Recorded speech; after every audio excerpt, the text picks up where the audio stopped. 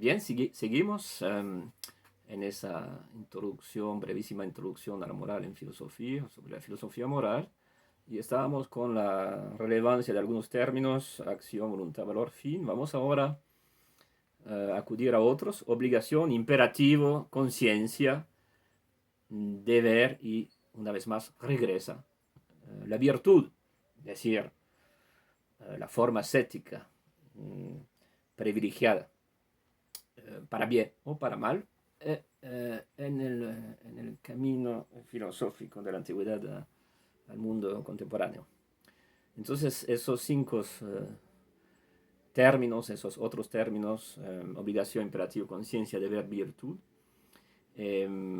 propongamos una definición que los acopla, que los integre.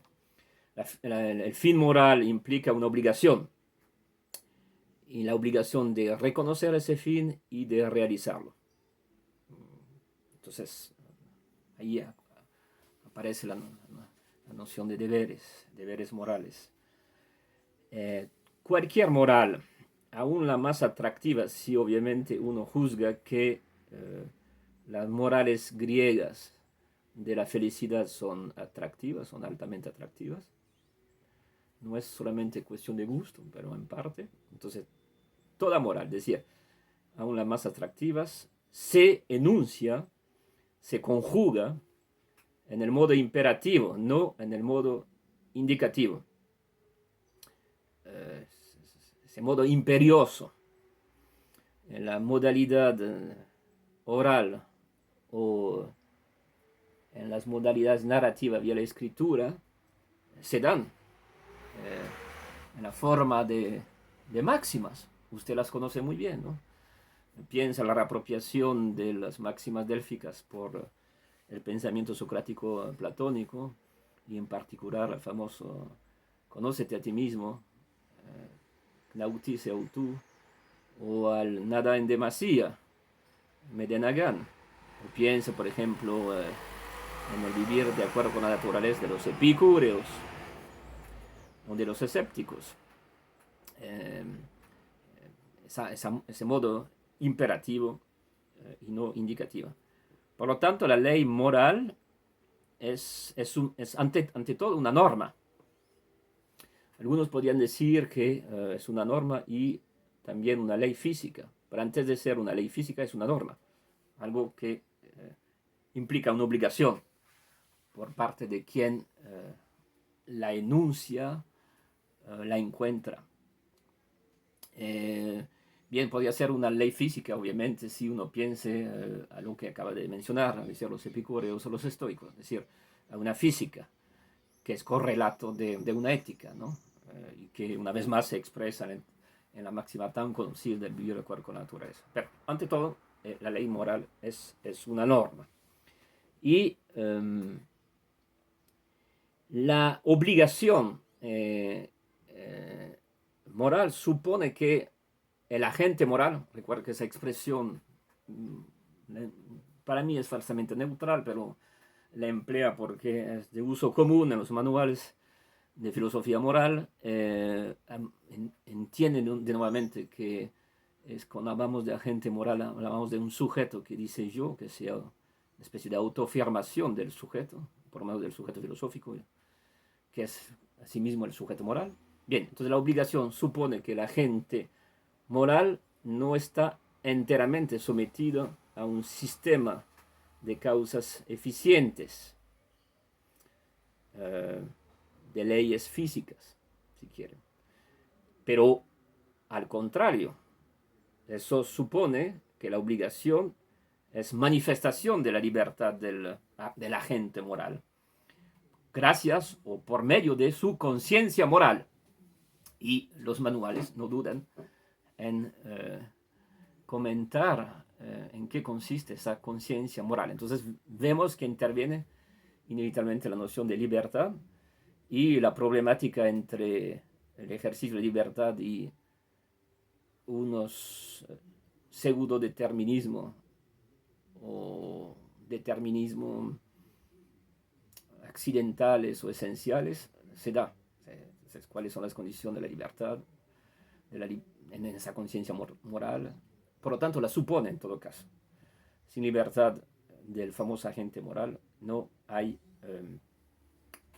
ley moral, ni obligación, ni deberes. La obligación supone que el agente moral no esté completamente, totalmente sometido a un sistema de causas eficientes, pero que al contrario manifieste su libertad ya por medio de gracias a su precisamente conciencia moral. Entonces, desdoblamiento, si quiere, de la definición de conciencia con la definición de agente moral por la expresión de un sujeto que dice yo. Aún las morales más atractivas, y podríamos suponer, conceder que la filosofía de la felicidad, esas filosofías griegas de la felicidad son atractivas, eso no significa que son fácilmente realizables. Aún las morales más atractivas, aún para ellas, la conciencia es el juez de la acción voluntaria, de su valor relativamente al bien al cual se tiende, del valor de ese bien, así como también de la obligación que deriva de ese bien. Entonces, aquí se insiste bien sobre el término, digamos, de ese fin moral que sería el bien y la acción, pero todo esto está posibilitado por la conciencia moral, por la libre conciencia moral, por el ejercicio libre del sujeto, sea que dispone en potencia de esa libertad, sea que es una conquista de esa misma libertad. El agente moral, esa expresión, resiente y prueba la obligación que resulta del fin al cual tiende, y lo prueba, y lo resienta y lo expresa como un deber, precisamente, como una exigencia para sí mismo y a menudo para los otros, que se antepone al simple acontecimiento, a las simples leyes físicas, a las simples causas eficientes. Muy bien, entonces ese fin al cual se tiende, que implica una obligación y que implica la libertad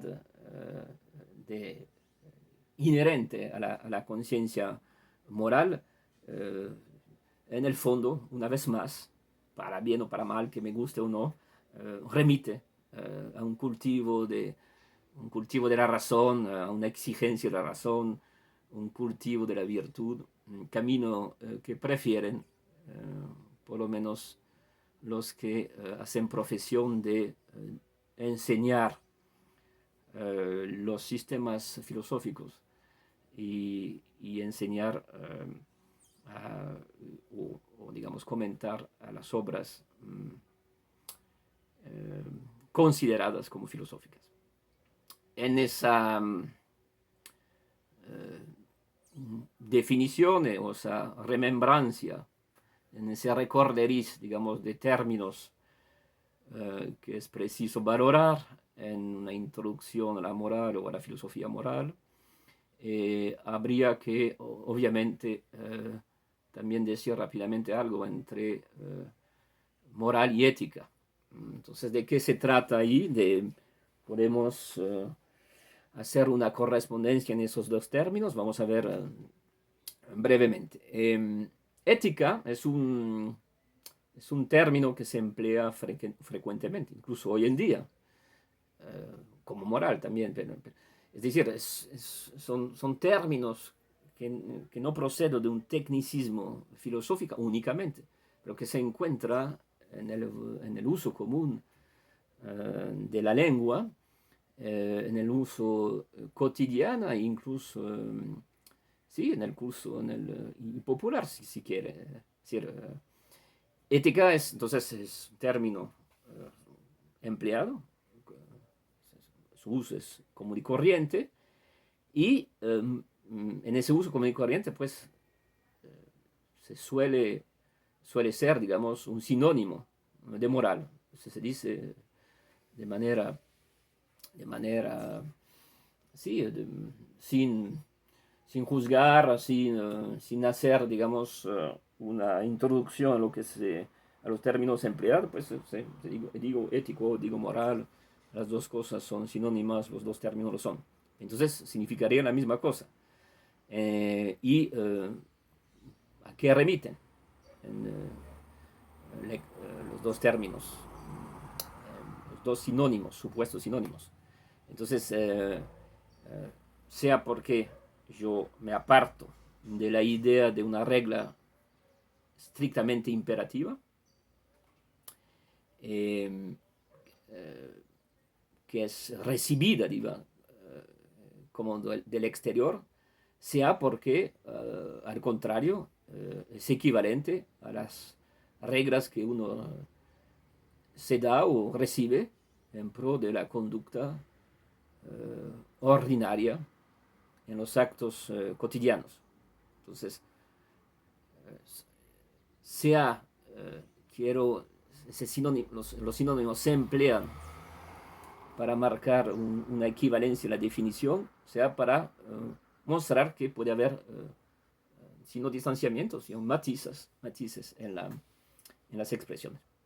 Bueno, el término ético designa a menudo la teoría de la moral, el sistema que reflexionado, pensado, que reflexiona sobre los principios morales edificados por una filosofía, pero también puede ser por una religión.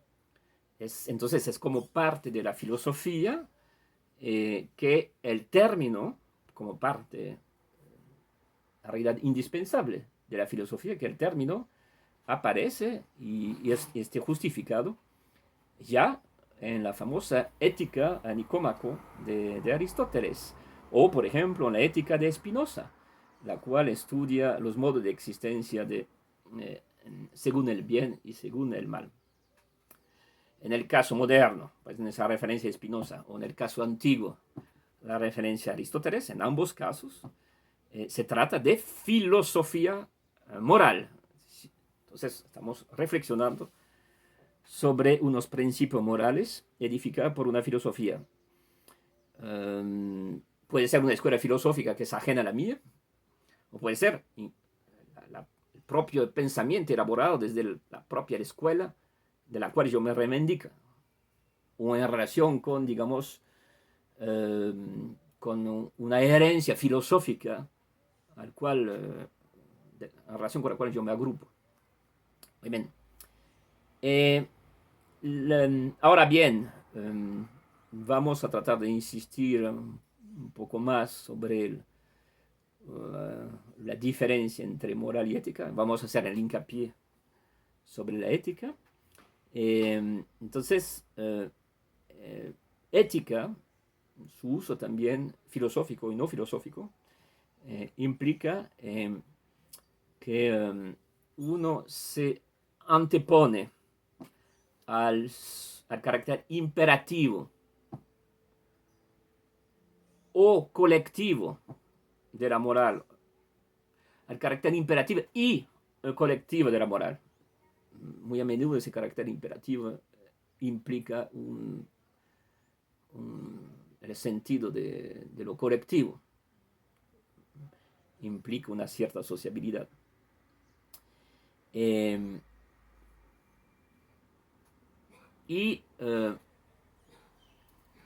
ese sentido, ética, frente al carácter imperativo, colectivo, marcaría un sistema de reglas, pero que remite más bien a lo espontáneo, que sería más atractivo, que sería más individual, incluso que remitiría a la singularidad del individuo, es más individual, o que remitiría por lo menos a una forma a una cierta comunidad restringida, ¿sí? Para no hablar de comunitarismo, pero no, a una forma de comunidad, de una sociabilidad más restringida, un círculo muy definido. Entonces, por ejemplo, los miembros de una familia, uh, la, el círculo de los amigos, ¿sí ven? O sea, en todo caso, aquí no hablamos de Estado, no hablamos de nación. Hemos abandonado el terreno, digamos, de lo plenamente colectivo para remitirnos a lo individual, a lo comunitario. Remitiría entonces a esto, a ese carácter individual, sería más atractiva, porque tendría en cuenta esa singularidad del individuo, perdón, remitiría sería más espontáneo, porque estaría en correspondencia quizás con las apetencias singulares del individuo. También podría decir, en el fondo sería esa ética frente a la moral, de cara a la moral, sería más orgánica, porque la disposición singular del individuo implicaría obviamente atender a las apetencias fisiológicas. O sea, aquí el cuerpo regresa en la elaboración ética, en la postura ética. Ahí está. Y en el uso común, pero también aquí el uso común se reencuentra con una apropiación filosófica, podríamos hablar. Entonces, yo hablo de mi ética personal, por ejemplo. Ética personal. Yo hablo, por ejemplo, de la ética de nuestra familia. Obviamente, ¿en qué consiste la familia? Pues dependiendo, digamos, del registro familiar, que incluye ciertos individuos o no los incluye. Entonces hay una restricción de todos modos, es una colectividad restringida, entonces estamos en el modo singular, individual, o en el modo de lo comunitario. Se habla de una ética, mi ética, mi propia ética, mi ética personal, mi ética familiar, etc. Y entonces, ¿qué designa? Una vez más, un conjunto de convicciones de orden moral, de convicciones, de fuertes convicciones de orden moral, y yo me atengo a esas convicciones. Es decir, para mí es un honor respetar esas convicciones. Yo no sería si yo no respetaría esas convicciones, yo sería otro.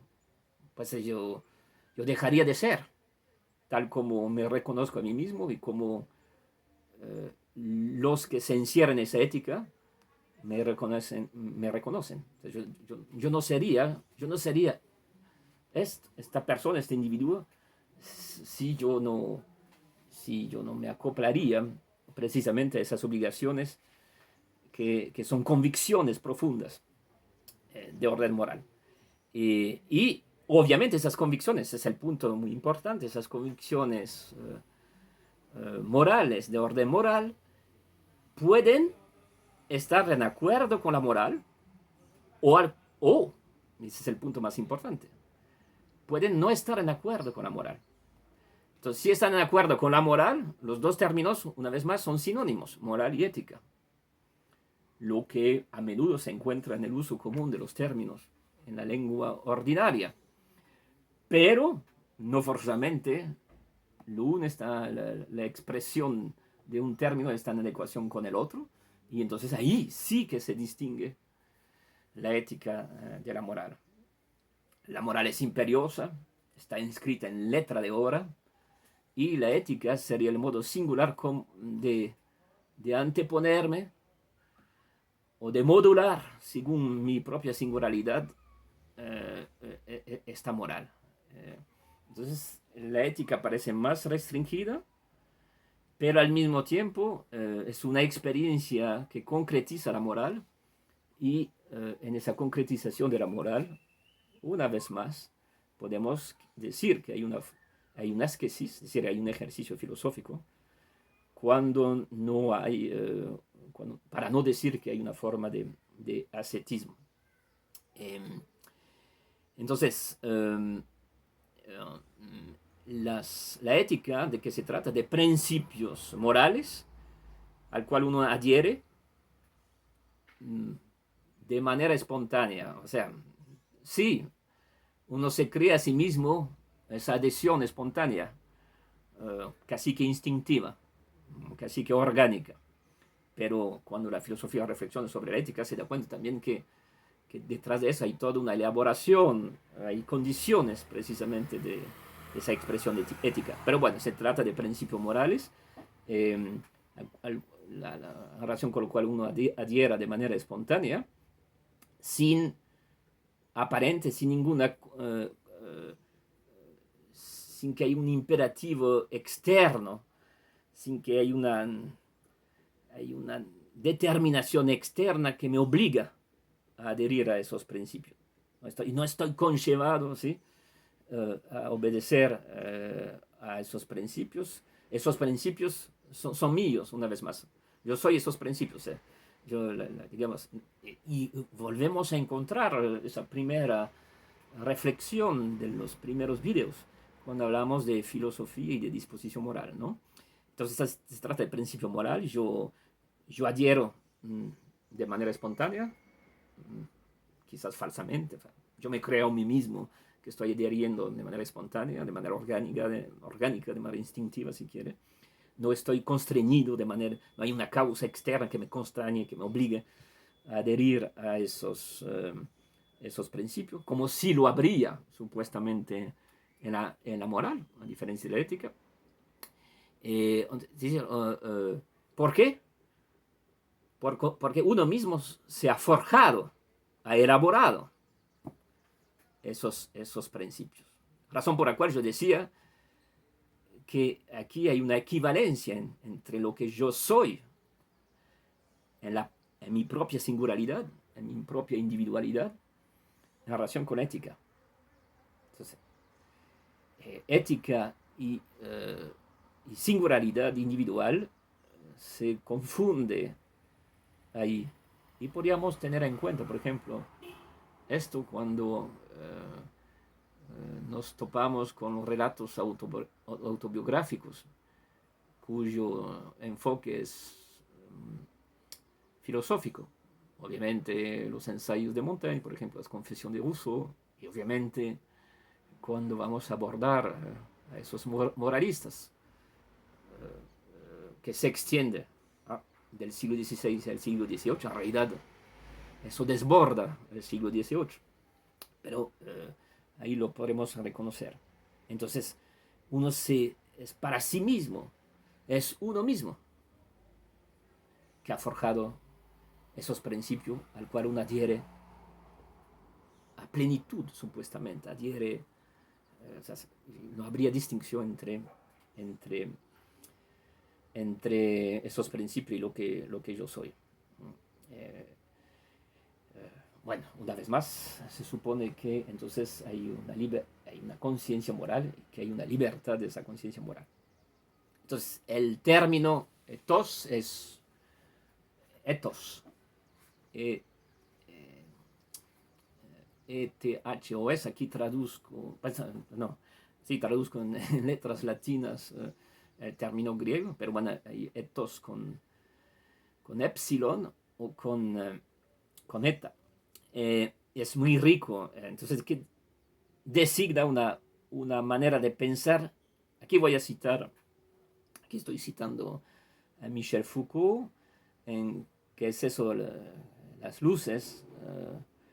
Bueno, se encuentra varias partes en Dice écrit, dicho y escritos, publicado por Gallimard. Bien, entonces hay una relevancia incluso de ese término también en su curso del Colegio de Francia, que se llama la hermenéutica del sujeto. Y se trata entonces de una manera de pensar, una manera de sentir, una manera de actuar y de conducirse, que es a la vez como una apropiación y una apropiación, para no decir una propiedad, pero una apropiación, y se presenta a sí mismo como una tarea para cumplir, ¿no? Estoy traduciendo y parafraseando al mismo tiempo Foucault aquí. Y ya para remitirnos a veces de nuevo a los antiguos, en particular a Aristóteles, es ese doble sentido de pertenencia y de tarea que se encuentra precisamente en Aristóteles. Y entonces la ética es una virtud, es un hábito, habitus en latín, ethos con epsilon, es un hábito y es virtud, perdón, es hábito, sí, es disposición, etc. Y es virtud del carácter, ethos con epsilon, es virtud y en tanto que hábito y virtud del carácter. Es una pertenencia, una disposición que es preciso cultivar y también es una tarea que uno se da a sí mismo y que se da hacia los otros.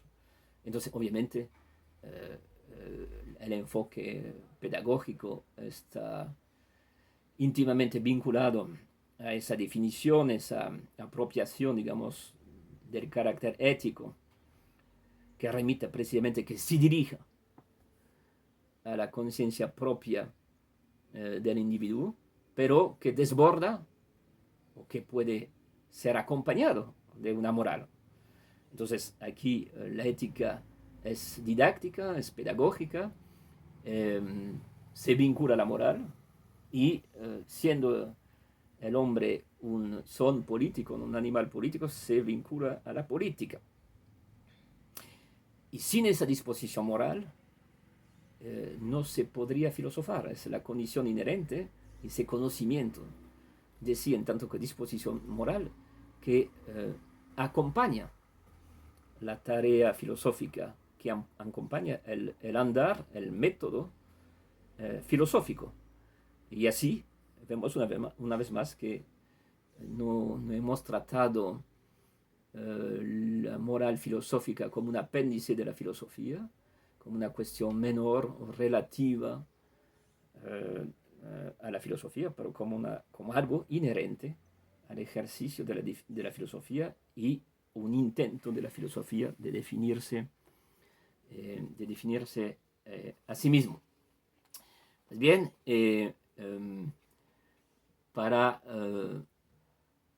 luego en el próximo video vamos a intentar tratar de precisamente de un análisis comparado sobre las perspectivas morales entre la antigüedad y la modernidad, entre cómo debemos vivir, cómo debo yo vivir y qué me es permitido, qué es loable hacer. Y aquí se espera, tendría también una llave para abrir sistemas filosóficos y penetrar mejor, digamos, obras cuyo enfoque, cuya modalidad es expresivamente moral, sea la antigüedad, sea la modernidad, incluso la más reciente. Es el propósito del próximo video.